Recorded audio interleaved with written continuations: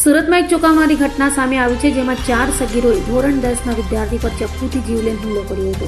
બહેનના એન્યુઅલ ફંક્શનમાં ગયેલા વિદ્યાર્થી પર હુમલાને લઈ ચકચાર મચી ગઈ છે, તો બીજી તરફ પોલીસે હાલ હુમલાખોર સગીરોની ધરપકડ કરી છે. સુરત શહેરના પાંડેસરા વિસ્તારમાં એક હચમચાવી દે તેવી ઘટના સામે આવી છે, જેમાં નજીવી બાબતની અદાવતમાં 4 સગીરોએ ધોરણ 10માં ભણતા એક વિદ્યાર્થી પર શાળાના ગેટ પાસે જ ચપ્પુથી જીવલેણ હુમલો કર્યો હતો. ભોગ બનનાર વિદ્યાર્થી પોતાની માતા સાથે બહેનના સ્કૂલ ફંક્શનમાં ગયો હતો, ત્યારે બદલાની ભાવના રાખીને બેઠેલા અન્ય વિદ્યાર્થીઓ તેના પર તીક્ષ્ણ હત્યાના 3 ઘા ઝીંકી દીધા હતા. ગંભીર રીતે ઇજાગ્રસ્ત વિદ્યાર્થીની સર્જરી કરવામાં આવી છે. આ હુમલાને કારણે તે આજે ધોરણ 10ની બોર્ડની પરીક્ષાનું પેપર આપી શક્યો નથી, જેના કારણે તેનું વરસ બગડવાની ભીતિ સેવાઈ રહી છે. આ ઘટનામાં ઇજાગ્રસ્ત વિદ્યાર્થીના પિતાએ અત્યંત ગંભીર અને ચોંકાવનારો આરોપ લગાવ્યો છે. પિતાના જણાવ્યા અનુસાર હુમલો કરનાર સગીરોએ ગુનાહિત માનસિકતા સાથે ઓનલાઈન સાઇટ પરથી ચપ્પુ મંગાવ્યા હતા. તો ઘટનાની જાણ થતાં પાંડેસરા પોલીસે તાત્કાલિક કાર્યવાહી કરીને હુમલો કરનાર 4 વિદ્યાર્થીઓને પકડી પાડ્યા છે. પોલીસ તપાસમાં સામે આવ્યું છે કે 4 આરોપીઓ કાયદાના સંઘર્ષમાં આવેલા બાળકો છે. હાલ પોલીસ એ દિશામાં તપાસ કરી રહી છે કે ખરેખર હત્યારો ક્યાંથી મેળવવામાં આવ્યા હતા. એક તરફ પુત્ર હોસ્પિટલના બિછાની લોહીલુહાણ હાલતમાં છે અને તેની પરીક્ષા છૂટી ગઈ છે, ત્યારે બીજી તરફ પરિવારજનો આ હિંસક સગીરો સામે કડકમાં કડક કાર્યવાહીની માંગ કરી રહ્યા છે. માર્ચ 2026ના રોજ પાંડેસરાના ગેલેક્સી આર્મી ઇન્ટરનેશનલ સ્કૂલ છે તેની બહારના ભાગે વિદ્યાર્થીઓ વચ્ચે ઝઘડો થયેલો, જેમાં એક વિદ્યાર્થીને 4 વિદ્યાર્થીઓએ ભેગા થઈ અને એક છરી મારેલી, અને જેના અનુસંધાને ભોગ બનનાર વિદ્યાર્થીના પિતાજી રામ ગગનજીએ પાંડેસરા પોલીસ સ્ટેશનમાં ફરિયાદ નોંધાવેલી, અને એ ફરિયાદના આધારે પાંડેસરા પોલીસ સ્ટેશને ગુનો દાખલ કરી અને આગળની તપાસ ચાલુ કરેલી છે. અને આ બાબતે કાયદાના સંઘર્ષમાં આવેલ 4 બાળ કિશોરોને અટકાયતમાં લેવામાં આવ્યા છે, ડિટેન કરવામાં આવેલા છે. ઘટનામાં ગેલેક્સી આર્મી ઇન્ટરનેશનલ સ્કૂલનો એન્યુઅલ ડે હતો, જેમાં બધા વિદ્યાર્થીઓ ભાગ લેવા માટે આવેલા હતા, અને એમાં ડાન્સ કરવાની બાબતમાં વિદ્યાર્થી વચ્ચે માથાકૂટ થયેલી, અને એ માથાકૂટના આધારે સ્કૂલની બહાર નીકળી અને આ હુમલો થયેલો. સર, કેટલી ગંભીર ઘટના કહેવાય, જે રીતે આખું સામે આવ્યું છે, બાળકો ચાકુ લઈને આવ્યા.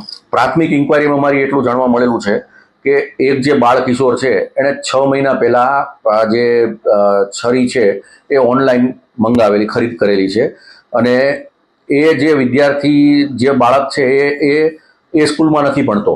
એના મિત્રએ જેને માથાકૂટ થયેલી, એ મિત્રએ એને ફોન કરી તાત્કાલિક બોલે કે આ રીતે મારે ઝઘડો થયો છે અને તું મદદમાં આવે, એટલે ત્યાં આવેલો. અને સર, પ્રાથમિક તપાસમાં અત્યારે આગળ કઈ રીતે તપાસ થઈ શકે, શું છે? બાળ કિશોરોને અમે પૂછપરછ કરી અને નામદાર કોર્ટમાં રજૂ કરીશું, જુવેનાઇલ જસ્ટિસ બોર્ડ સમક્ષ.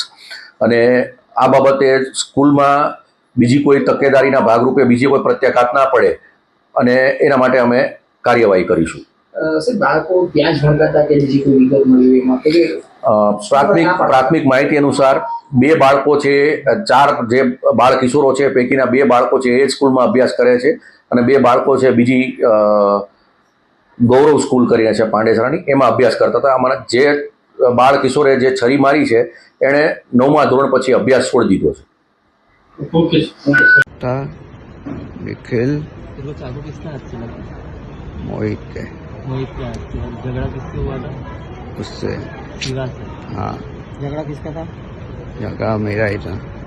मैं जा रहा था, आके धक्का दिया और गाली दिया. बोला गाली क्या दे रहा है, तो वहाँ पर धक्का दिया, फिर मैं भी धक्का दे दिया. तो वहाँ से बोलता है आपको मारूंगा. फिर सर आगे निहन सर के छोटे भाई उसको ऑफिस ले जाए, मारे. वो जाते समय में वो बोला कि बाहर मिल बताता हूँ. मैं सोचा ऐसे ही बोला होगा. बाहर गया, पकड़ लिए इन लोग. पहले बोलते वो बोले क्या करना है को, मैं बोला मैं जा रहा हूँ घर पर. बोलते रुक अभी तो बताता हूँ. उसमें मारा, मैं भी मार दिया. उसमें मारा पीटी हुई, तो ये करके आया चाकू मार दिया. चाकू जो मारा वो नाम? उसको वो है मोहित का भाई है. मोहित का भाई? हाँ. 5 लोग थे और एक चाकू मारा, एक से मेरा झगड़ा हुआ था. फिर उसके बाद वो आए, धक्का दिए, मारे उन लोग. 4 जगह चाकू मार दिए. मारने में कितने लोग थे? 5. उसमें से कितने लोग मारे थे चारों? एक में और वो तीनों चारों मार रहे थे। अभय थईने નિષ્પક્ષતાથી નિરપેક્ષ રીતે વાસ્તવિકતાનો અરીસો રૂપી સચોટ માહિતી લાવતો સત્યની સાથે અભય ટાઈમ્સ।